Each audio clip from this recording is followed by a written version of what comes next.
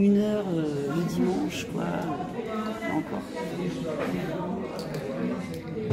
Je l'ai repris depuis qu'ils l'ont arraché le 30 novembre 2022. Et quel âge elle a, ta fille? Elle va avoir 17 ans lundi, là. Donc elle est sur Blois. 3. Et la dernière nouvelle que tu as eue, c'était quand d'elle? Alors, comme elle parle plus du tout. Ah oui. Ah bah, ils ont tout fait pour qu'elle 17 ans. hein. 17 ans, ils l'ont Alors qu'elle cassé. comptait sur moi, en fait. Moi, je lui ai expliqué, c'est trop grave, on porte plainte. Et elle était vraiment déterminée. Putain. Mais oui. C'est- Il y a la MDPH aussi dans ce coup-là, et c'est pareil. Le on en pire, parle c'est- beaucoup. Les enfants, ils sont non seulement la MDPH, ils sont chutés, violés. Et ça, faut les voir, quoi. La MDPH, Si tu as un mot à dire. ils sont complexes de tout ça. Oui, il couvre Ils ça. font des notifications qui sont même pas réelles, en fait.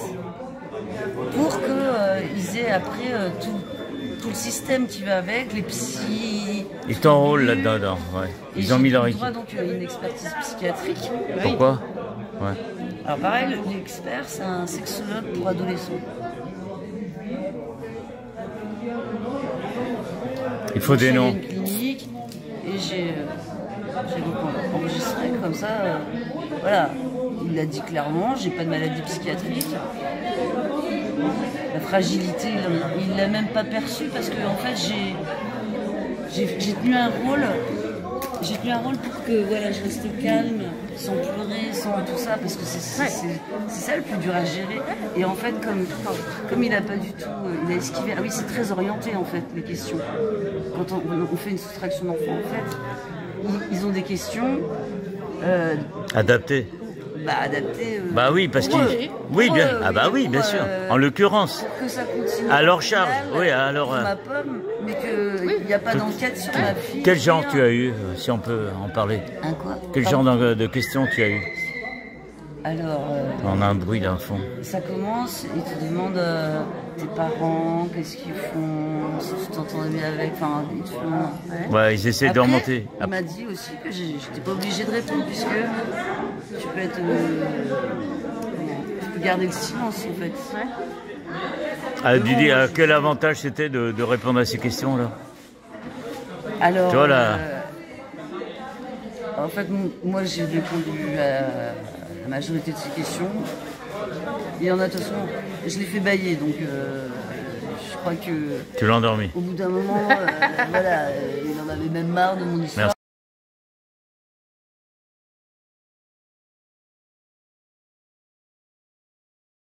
Oui, Thomas, peux-tu nous dire quelle est la variable d'ajustement à l'ASE Eh bien, de profit qu'ils en tirent, quoi? C'est ça la question. eh bien, pour chaque enfant placé, si l'enfant est atypique, autrement dit normal, en bonne santé, eh bien, il rapporte 7 000 € par mois au conseil départemental.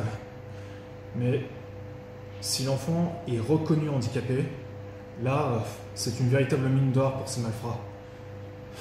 22 000. Une corruption, quoi. Ouais.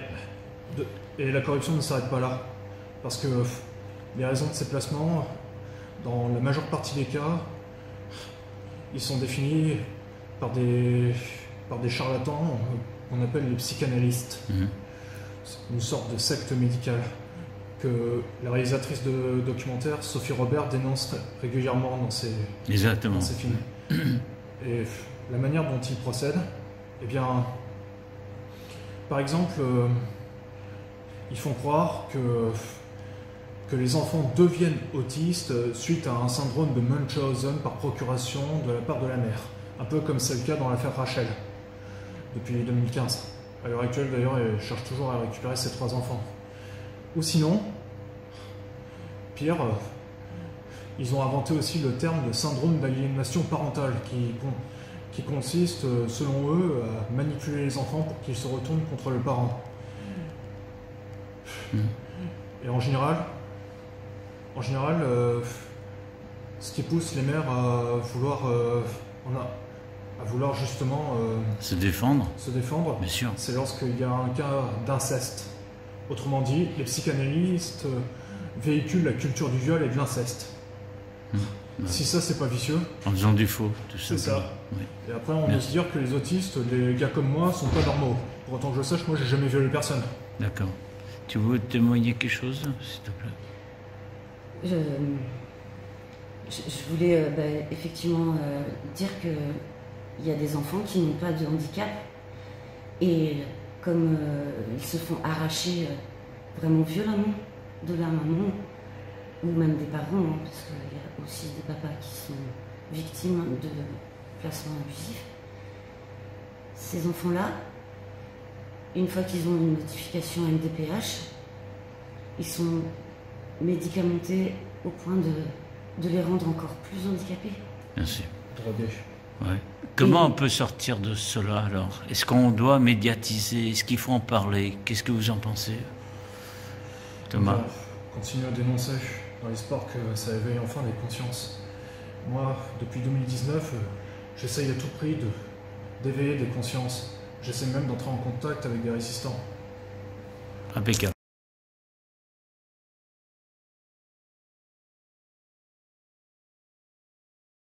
Ils sont scandalisés. Et il faut que petit à petit, justement, ce travail d'information, ça continue, parce que quand moi j'ai démarré, on était très peu nombreux. On était très peu nombreux. Il y avait Hélène, il y avait Violette Justice, avec nos qualités, nos défauts, on était là. Et puis petit à petit, on est de plus en plus nombreux. Et on voit qu'il y a une relève qui arrive, même des gens qu'on ne connaît pas encore, qui sont en train de travailler à ça. Et donc effectivement, il ne faut pas baisser les bras, il faut avoir confiance. C'est une épreuve, et je suis d'accord, et je le clame, c'est une guerre spirituelle, une guerre de valeurs, et c'est immensément important.